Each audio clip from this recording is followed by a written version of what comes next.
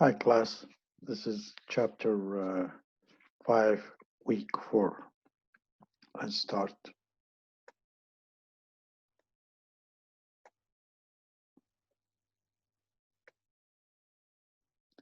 In this chapter, we'll talk about project. We finished part of the supply chain management operation side. We'll go back again later on, but now we're going to focus on project and project management. So in this chapter, basically we will be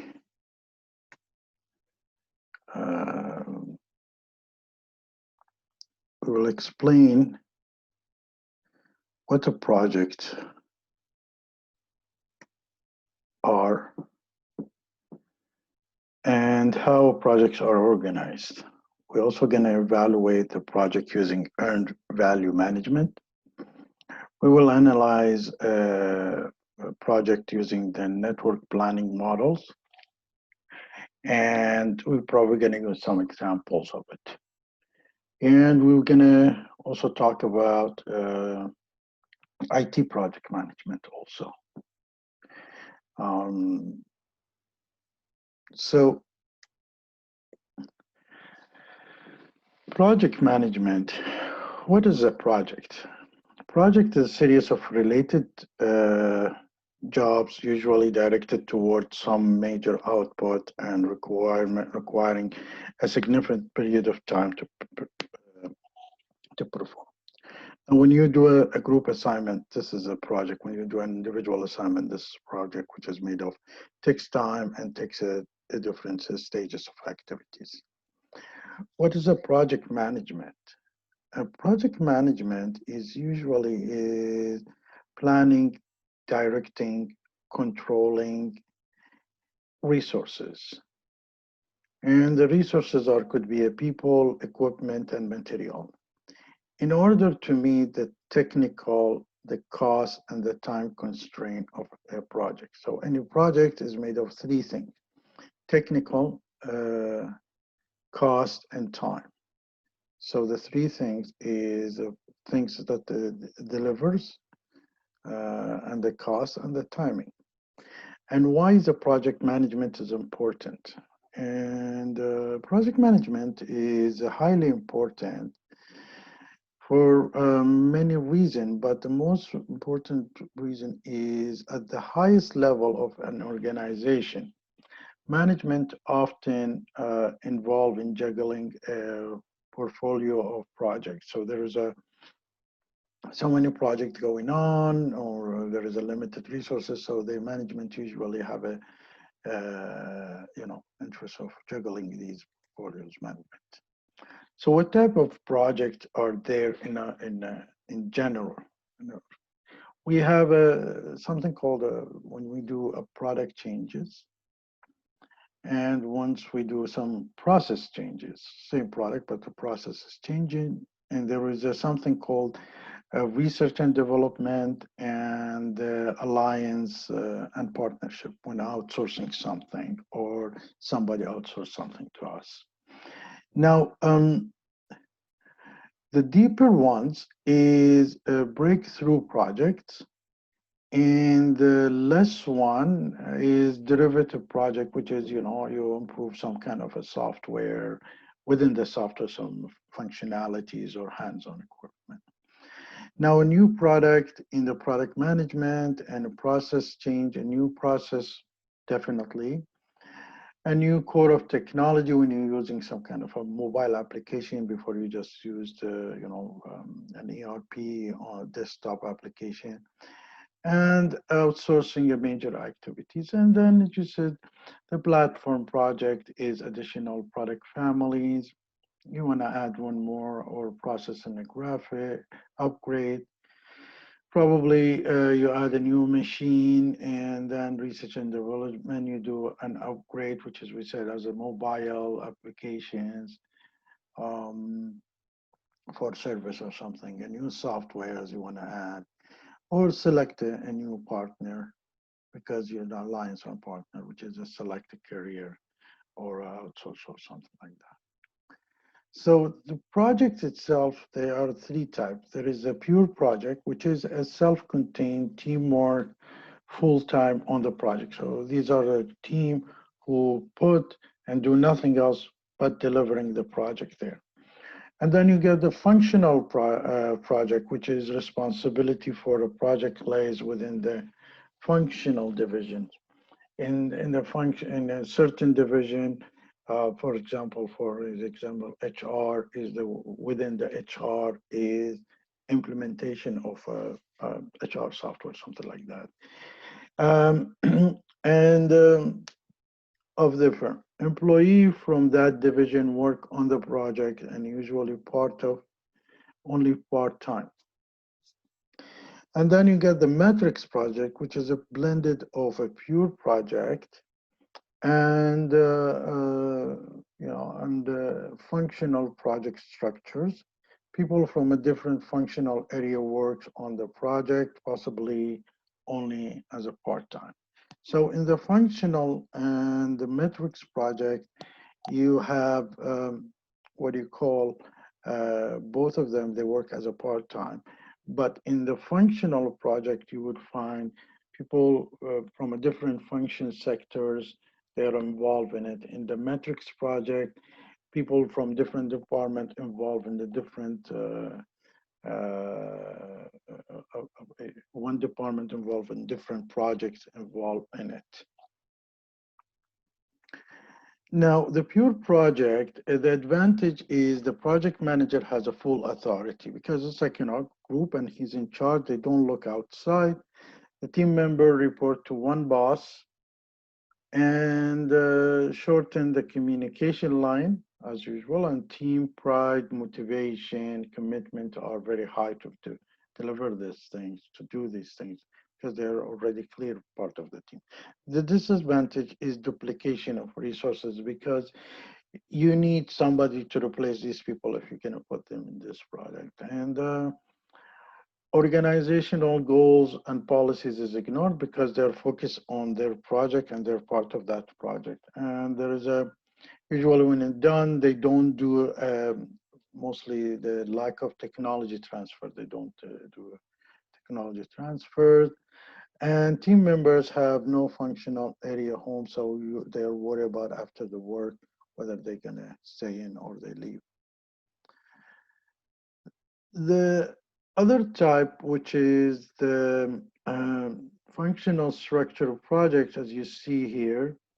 So there is a research and development, and they are working on three different projects, and the engineering working on other three different projects. So they are kind of and there is a president on the top of it. And a team member can work on several projects, as we said. The technical expertise maintained in a functional area. So you might, in that engineering department, the functional area, the engineers are working on that. And the functional area is a home after the project completed. So this team who is working on the project, they are will be staying in that location. And there is a lot of specialization in that field. Usually it goes for a project that is a very specialized also. But the disadvantage of it, the aspect of the project that are not directly related to the functional area get shortchanged because these guys are, for example, engineers are not very much interested in, say, part of what research and development is doing. So they're not paying so much attention to the other functionality, the other things away from what they have. And the reason because they're very well in their field. They know it well. That's one of the things. And then they're not motivated because they look at their own departmental or their personal needs there. The motivation of the team members is often weak. Need for the client is not looking at it because they are just focusing at their sector. So they're not worried about selling or marketing or anything else. Now, in the case of metrics, the metrics is basically is there is, let's assume there is a four people and there was another four people like this or this. And then when these four people comes in, like in this position, they are both comes in a certain work, but in this position, this person works in with this person. And it's like if this person comes in across is like whenever is the project like this, it depends on what he's working with. So the matrix is you changing probably the duties as the type of the project itself.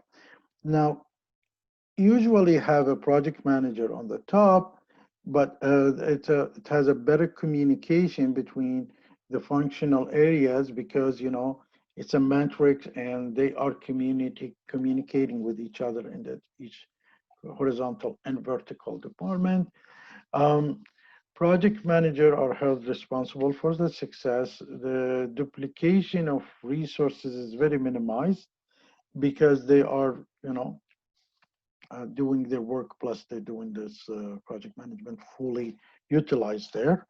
And functional home for the team members.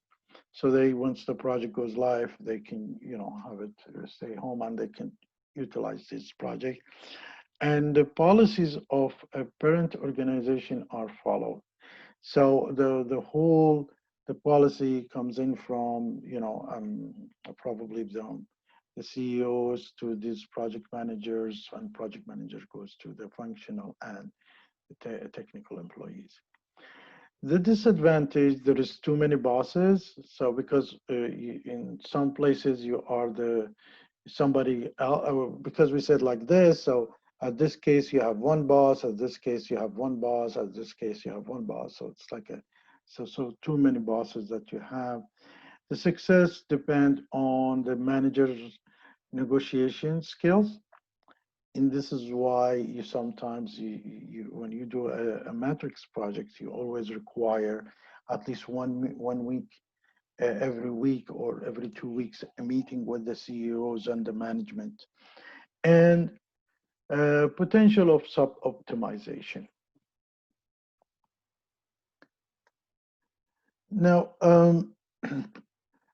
organizing a project task is basically we have what you call SOW, which is a project start as a statement of work. So statement of work means SOW. It's a written description of the objective to be achieved,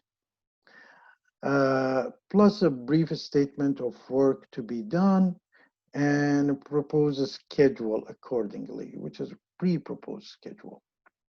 So the task is a further subdivision of the project. So when you have a project, you divide it to a task and then subtask and activities.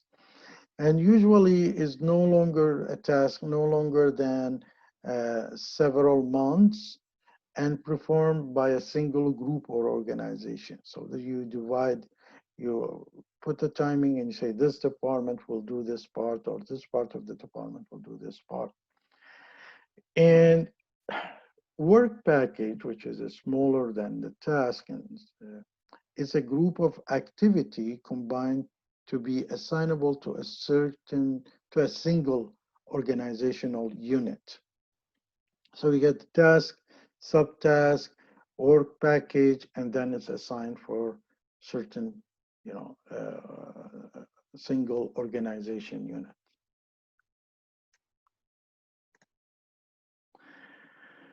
The project milestone is a specific event in the life of a project to reach at a certain point of time. So you've set up a timing when you deliver a project, and there is a project milestones, which is it is a sign you have accomplished certain level of the project, and it's important to reach that.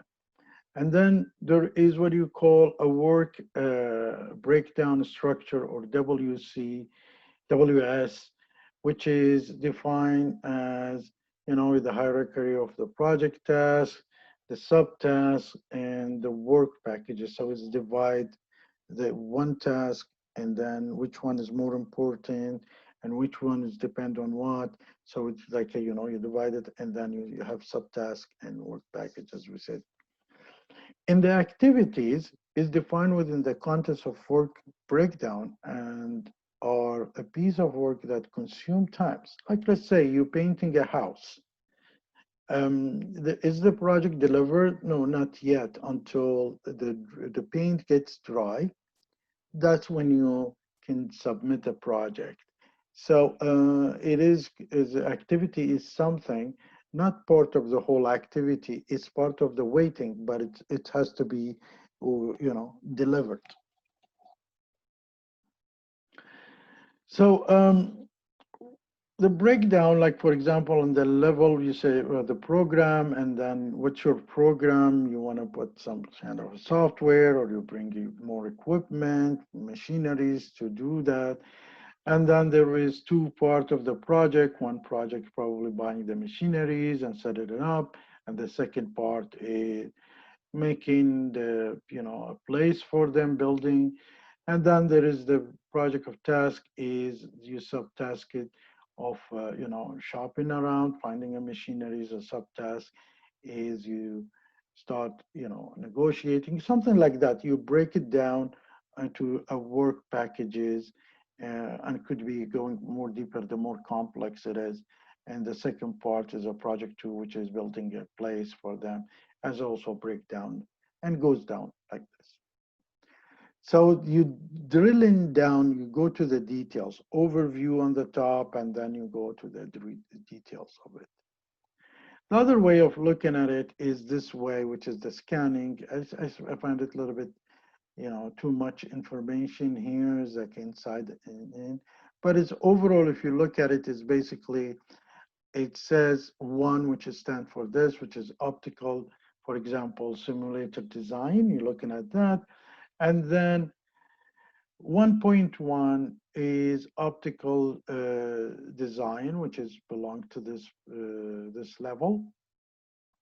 But when it comes to 1.2, it is a drilling which level is supposed to be done. So is, for example, if you're talking about 1.4 here, data recording and reduction equipment, which would be part of 1.4. So it's just a different way of looking at things, but I feel that the first one is much simpler, easier to look at it, and it's not much is used in the today market. But the most used one is the Gantt chart. And the Gantt chart is a very clear one who you can really um, divide your activities based on single and timing. So the chart provide an easily understood visual presentation. And then there is a software can be used to create such a Gantt chart. So you put dating and change it to a Gantt chart for you. A Gantt chart shows in a graphic manner the amount of the time involved in the sequence of activity, often referred to a bar chart, which is these are the ones, a bar chart. So here is the timing, and this is the activities, and you can the contract negotiation takes that much, which is 2 weeks, and then contract sign takes 1 week or two, for 2 weeks.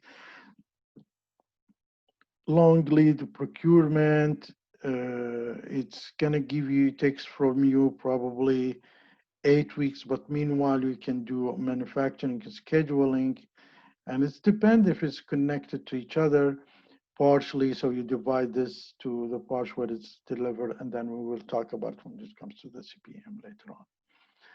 Then you get the bill of materials and the process. So it's really clear how time, when it's supposed to start and when it's supposed to be delivered. These are the samples of how you're looking at the project. And this is a PMI thing and a different way of looking at or at project management. and we will be talking about some of them. We're not going to go very deep in them, but we need to understand what is this all about, how you do a project management in general. Now, let's take an example of project management for information system. And there is over 100 companies offer a project management software. But the most famous one is Microsoft Project, which is, manage the mid-size projects. And then you get the Primavera, which is belong to Oracle, which is for mid-size to large. So Microsoft Project small to medium, and that medium to large is Primavera. And the good thing about the Microsoft Project is, integrated with other apps like emails and all the other things.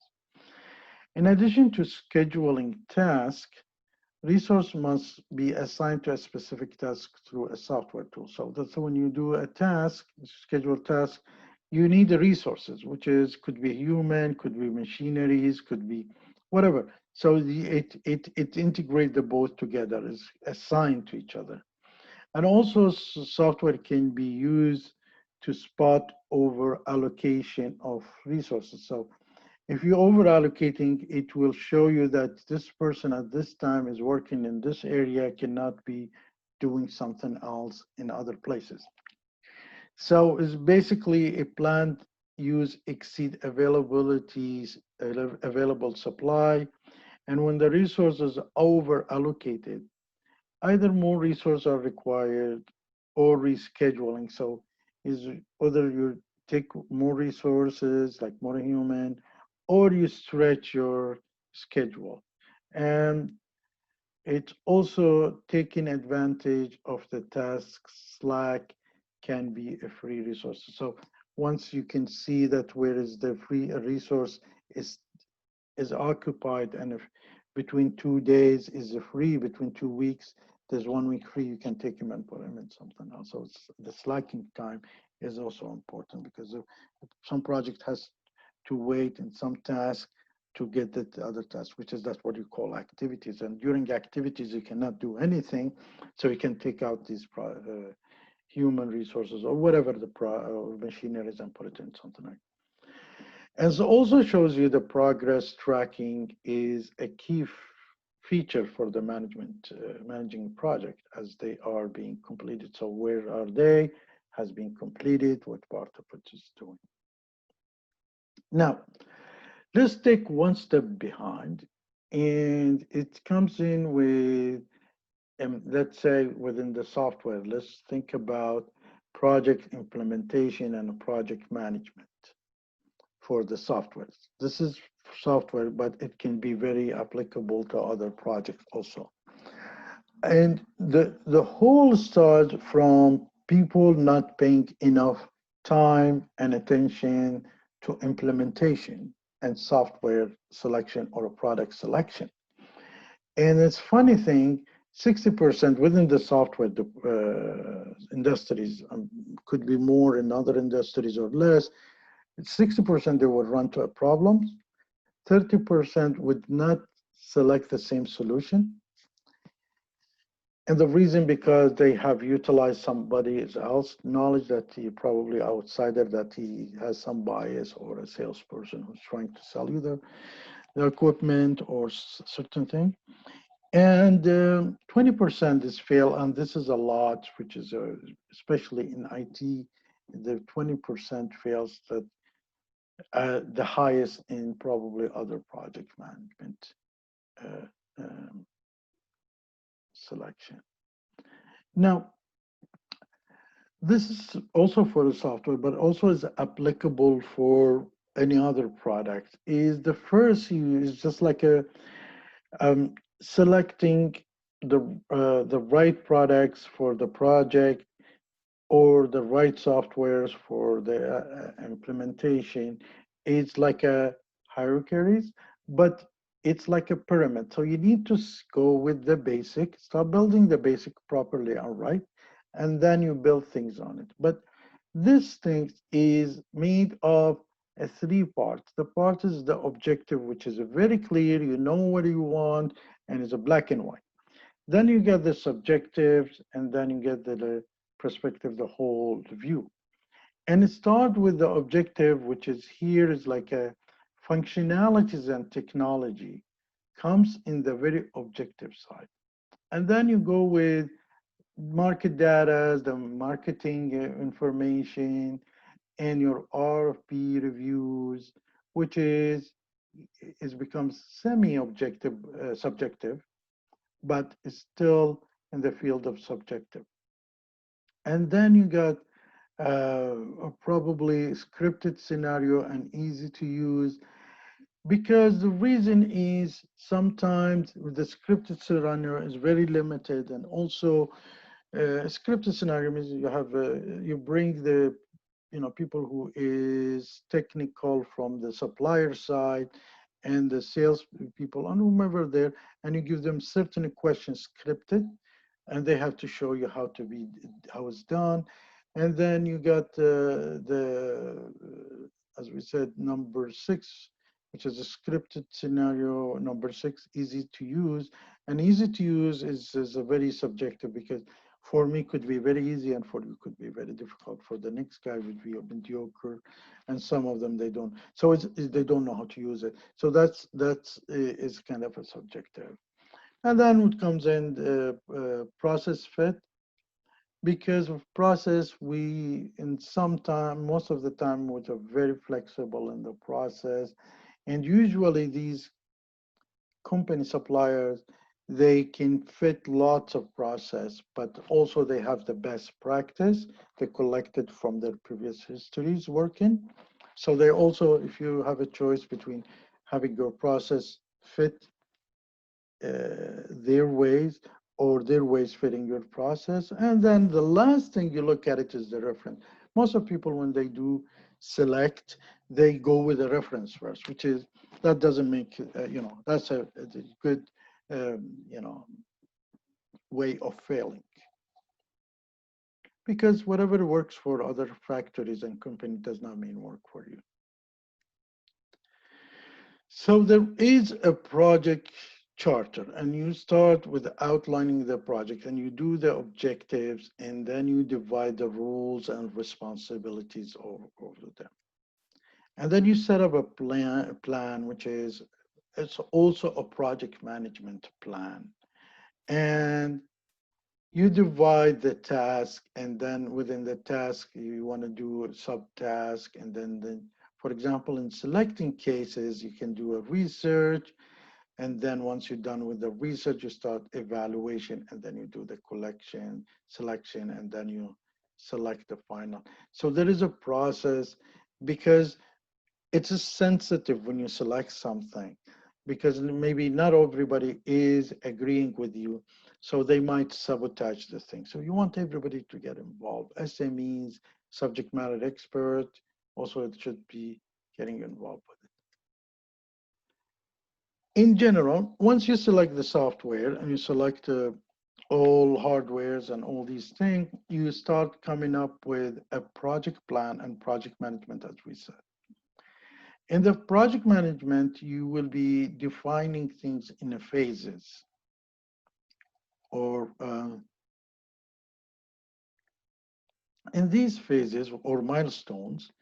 Is you start with a phase 1, which is, in a phase 1 is a definition, they call it, and it's a plan organization. You set the business and the project objectives. You plan the infrastructures and hardwares for it, if there is a hardware needed, if there is a basic things you need to build. And you're gathering a business requirement from SMEs, from the people who's going to work on it. You do a data consolidations, and data migration, identify if there is a gap, finalize the business process, and do the customer review. Each one of them is a total work and detailed work. So a project manager has kind of his hand is full, And the output of that is scoping document, clearing what's the gap, and project plan. So you need to know when this project goes live, where is the gaps? Where are the things that is not meeting you before it goes live so you can narrow and close the gap. The second phase that you do is the pre-implementation, which is in the pre-implementation, basically you build the solution component and the solution moves to the development.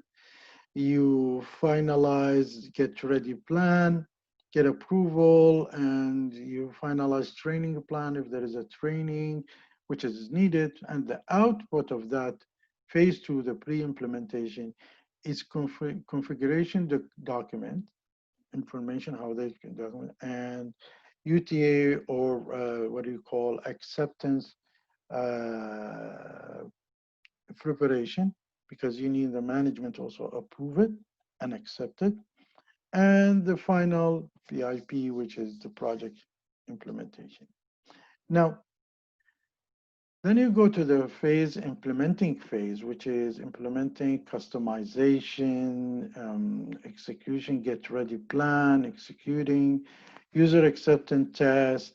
Here you do finalizing user acceptance test cases. What's the cases here? And here you provide the cases for them. And plan to go live, and the stress testing. You want to see whether the machines can hold on with the producing 1,000 unit or can do only 800 units, something like that. So you do a stress testing. And then the output, it comes in with the implementation gap, user training, and executing of user acceptance tests. Here's where the users will be accepting this thing. And then in the phase of operation, then you need to go live, plan for the post implementation. If there is, gaps you need to close, or, work more. And you do the data migration if it's necessary, if required, to confirm that there is a contingency plan, and you go live. Once you go live, there is a post implementation, which is here where you do complete the project. You want to close the project, which is sign off, and the sign off happens when the acceptance happens, and extensive support from from 1 to 2 months, because the users would have a hard time in the beginning to use it, but then when they get used to it, they start using it. And then you get the major objectives. If there is objectives, you try to solve them, analyze the result of audit, and make a future plan for further implementation, further adjustment, order management, something like that in these fields. So the output would be a support, close the project, and get audited to see that whether you have delivered on the functional requirements, or the workload at the in that time, or before or after time, or and at the cost that is looking for. So the project management has to be simplified implementation, minimizing the risk, prove the process, and a flexible approach.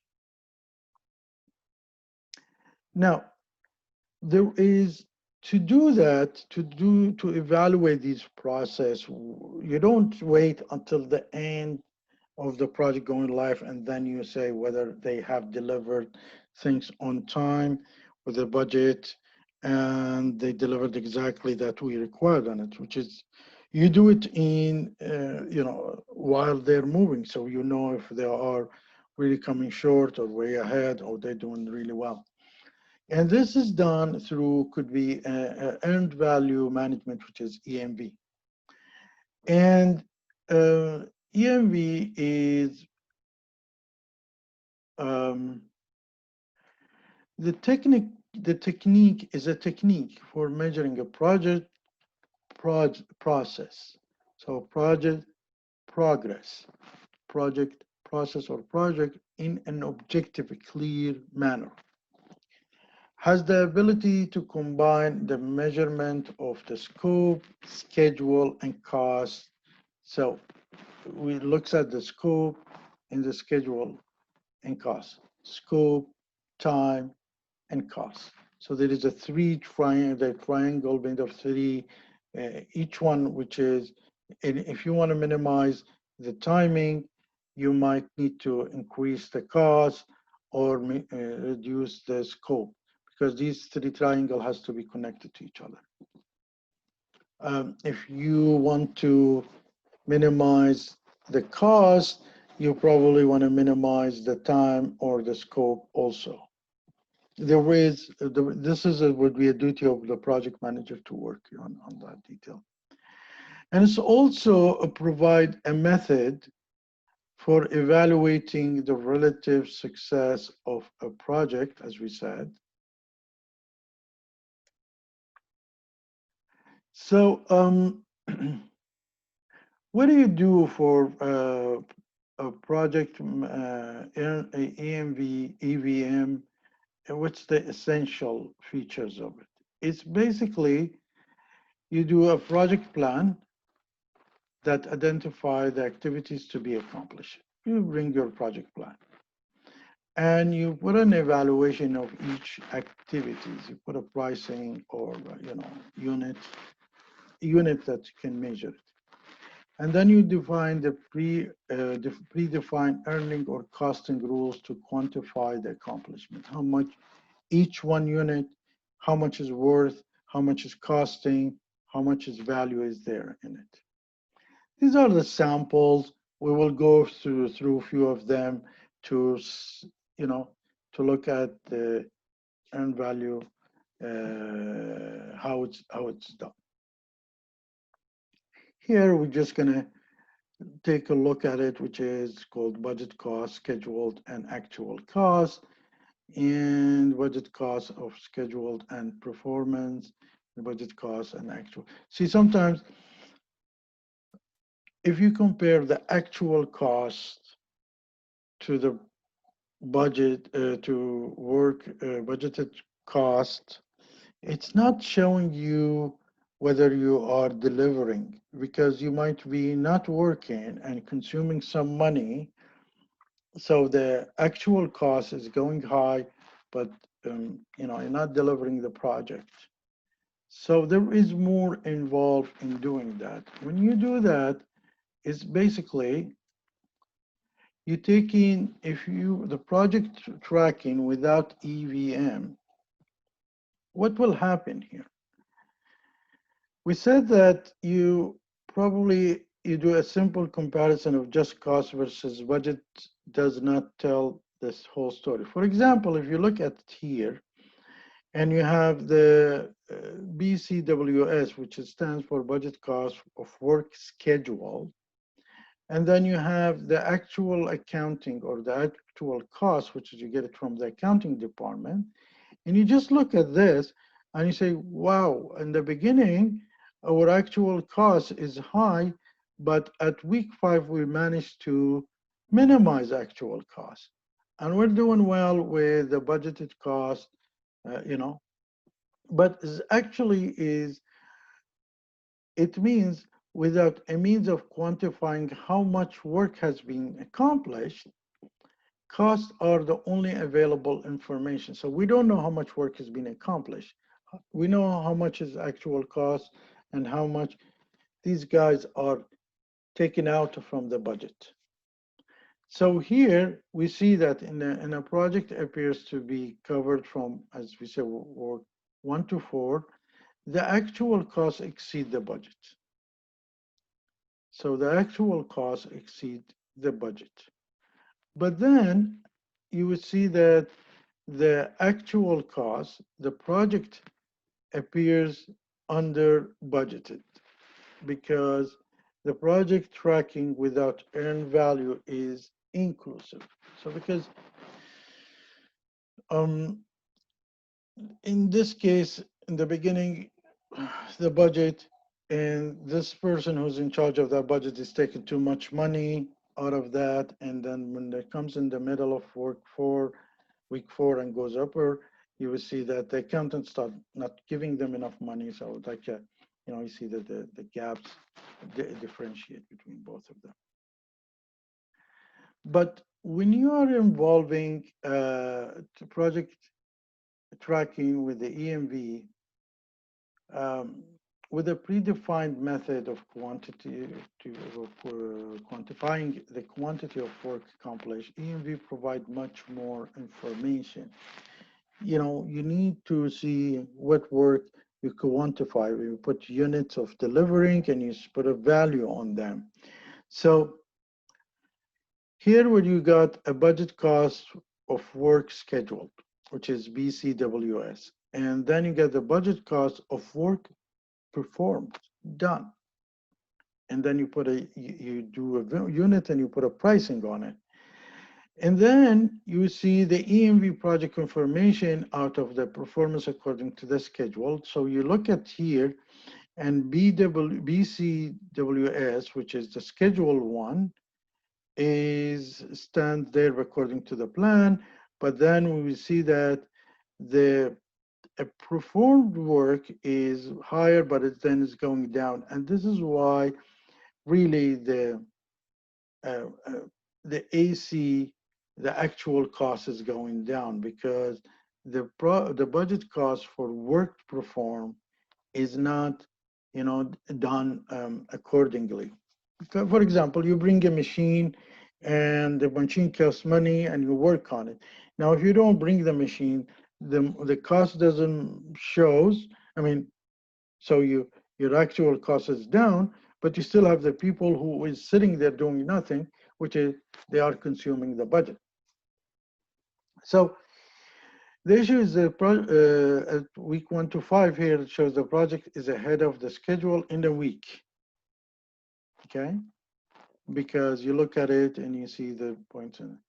But after 6 weeks, the project is falling behind the schedule, and then you need to dig in why this project is behind the schedule and what you can do with it about it. Now, with the predefined method of qualifying the quantity of work accomplished, EMV has much more information there. So you're not going to go only with the uh, budgeted costs for schedules.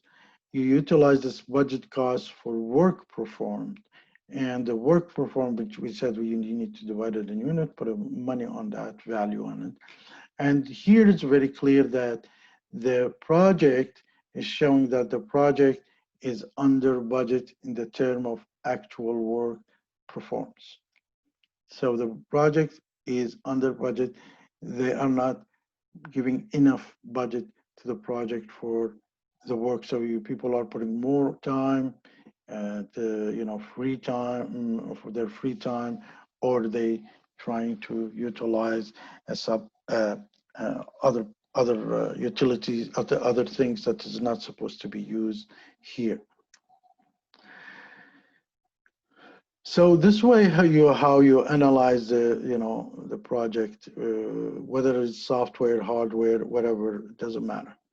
So project tracking all in one is a combined view, gives an overview of project performance in terms of the original plan. So you have an original plan, and then you will see work performing, whether is accordingly through using the budget itself, through using the dollar sign, and what's the actual cost. And it's justifiable now because this is the work plan and this is what is being delivered. And according to what's being delivered, the actual cost is in parallel.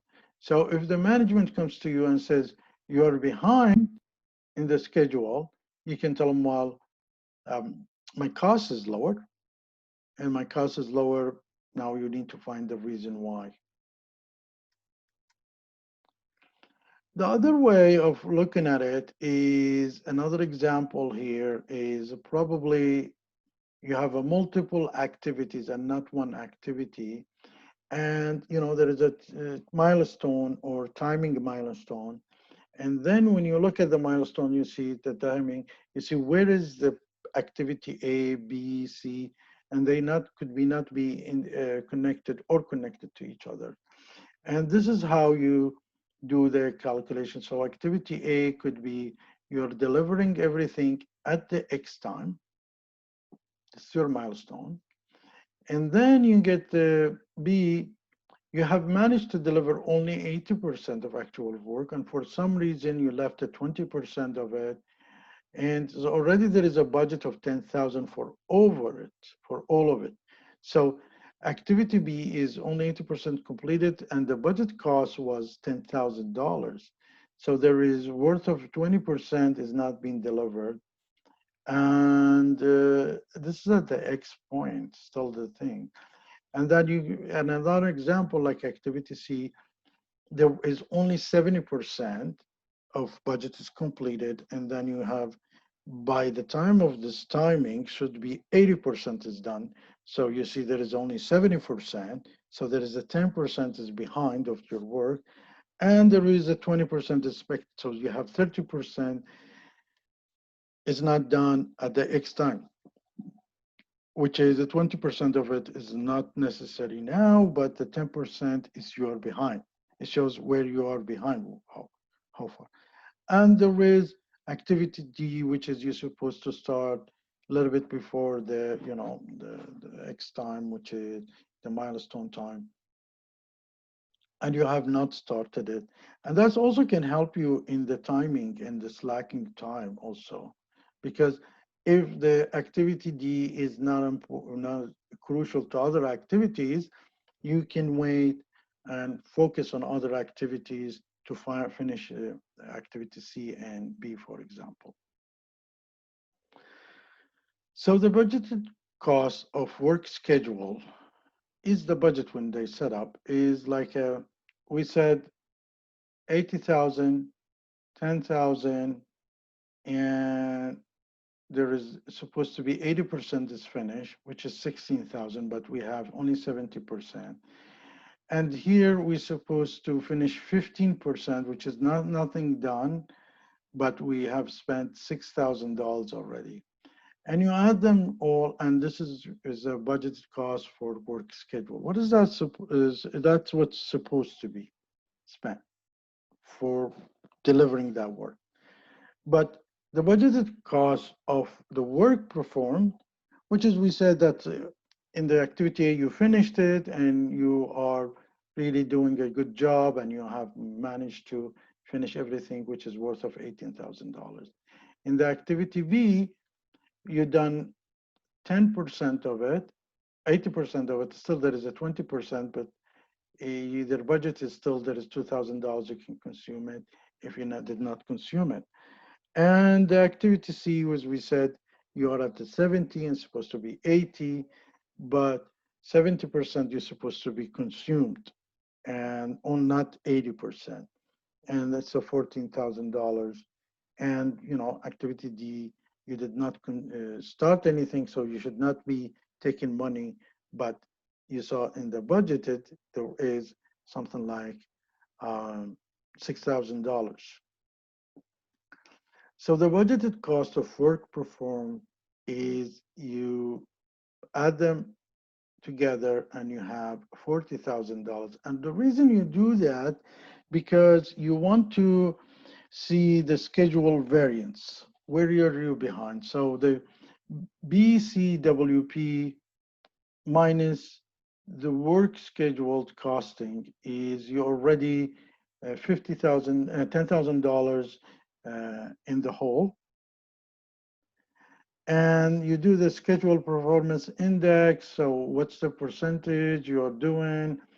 And then which is called SPI. And then you have the cost variance, which is the CV, which is we showed it in the schedule where, where this goes, the BCWP, if it's higher than the cost or lower than the cost. But also, the final thing that you're looking at, most important thing is the PI. And if the PI for performance indicator, if the PI is lower than 1, costs are higher than the plant. So your cost is way higher than your plan. But if it's equal, you get exactly the cost at any point is exactly matching the plan. And if it's the PI is higher, means the cost is lower than the plan. So if you're planning like 100,000, but the cost is 150,000, something like that. So, but when you do a project planning and project implementation, there is a thing that's called a network planning. Things are connected to each other. You're networking them. And some of them, they have to be done in parallel, some of them connected to each other. And it's used for something called CPM. And now, uh, a project is made up of sequence of activity that form a new network representative of the project. We said that. The path taken the longest is that the activity is called the critical path. And the critical path provide a wide range of scheduling information useful in managing your project. We look at the critical path because we want to get more information. It can help us in understanding how the project is going on. Because on a short time, you might be doing when I ask you, have you done this? And you go, yes, I've done it. Because it's a small unit work of one day and you look very impressive. But if I'm asking you within a week, what you done? You cannot say I've done this only. You need to show me the whole week. So it's showing a real variation if there is any. So it used a critical, which called the critical path method, which is help to identify the critical path in the project, which is you look at them and you see where you're looking at, which is usually the longest one. Now, why the critical path or method or CPM is used to identify each activity to be done and estimate how long it will take to complete. As we said, there's a 1 week work and there is a 2 months work. And you could look very good if I'm asking you about 1 week work, but if I'm asking you about 1 month work, you might be 2 weeks behind.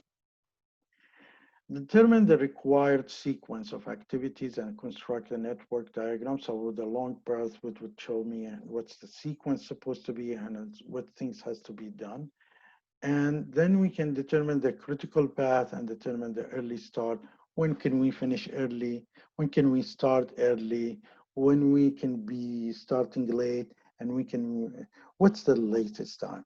What's the earliest time that we can finish and vice versa?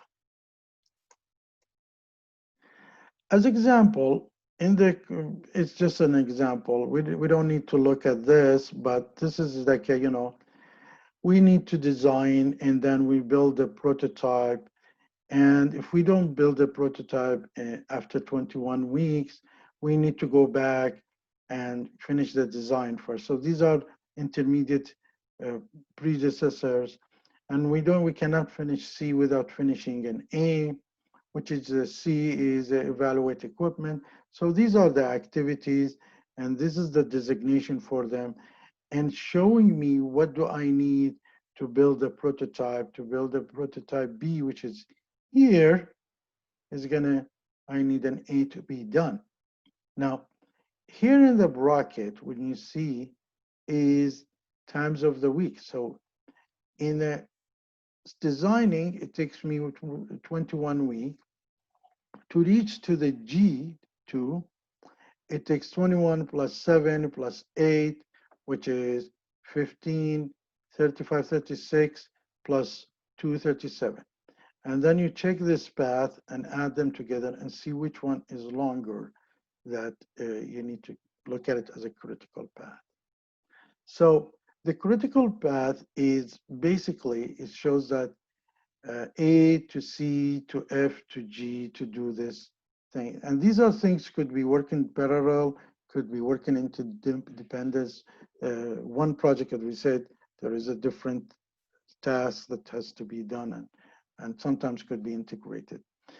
And this is the critical first, when you define the first critical path, then it's easy for you to define the second critical path, which is, it cannot be this, the critical path usually is the longest one. So the issue here is critical path method with activity time estimated. Is always there is a time estimated in it. And when you do a critical path, you remember we said when activity times vary, a single time estimation may not be reliable. So, and it's happening when you talk to somebody, when you this finishes between 2 to 3 weeks. And if I'm lucky, I finish it in 1 week. So this is what you call really a vary time. And instead of estimating 3 values, you do the optimistic, the pessimistic, and most likely. So this allows the calculation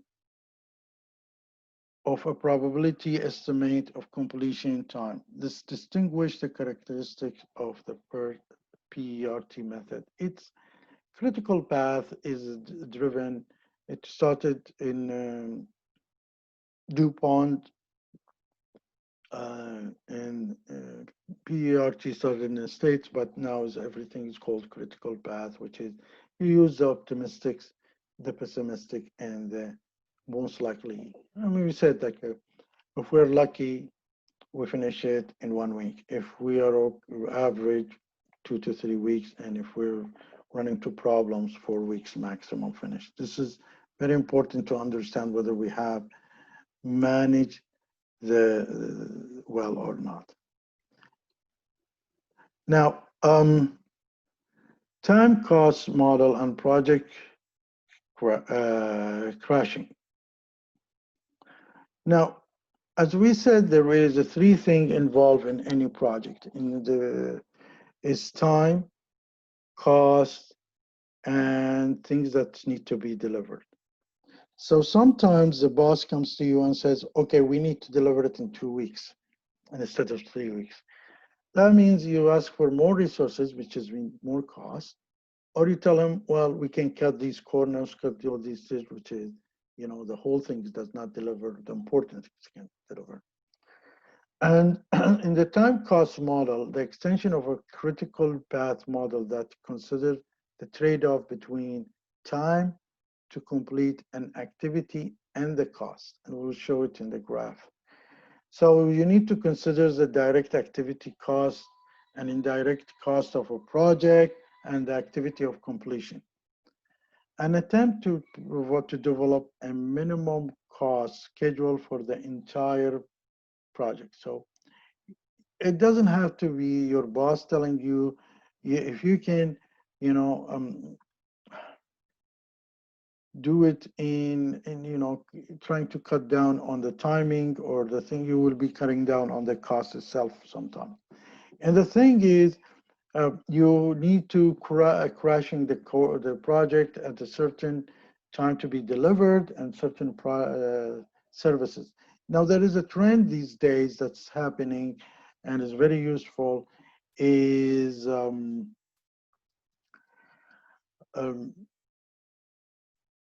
when you do a project implementation, you might want to first start something and have things as rolling, and then you add more functionalities, more requirement, but you have to put the project into a role. And this will be talking about it probably in later chapters, different project management. So the project crashing means that the compression of time to complete a project. And this is how it's done, is basically you prepare a CPM type network, and we talked about the critical path and CPM type, and determine the cost per unit of the time to expedite each activities. Then you start computing, as we said, the critical path, and then you shorten the critical path at the least cost.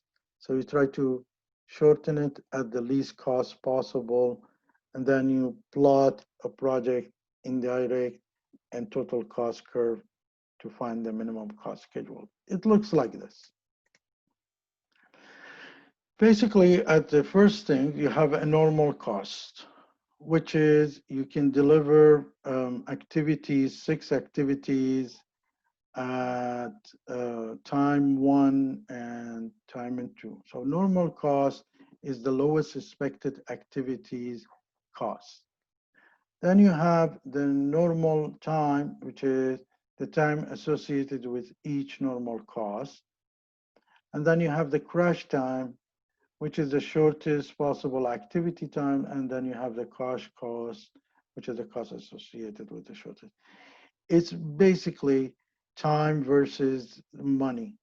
And here, what you have, for example, at $10 or $10,000 or whatever, the first stage we said we try to build the critical path and then see if you can lower the timing for it with the costing in it.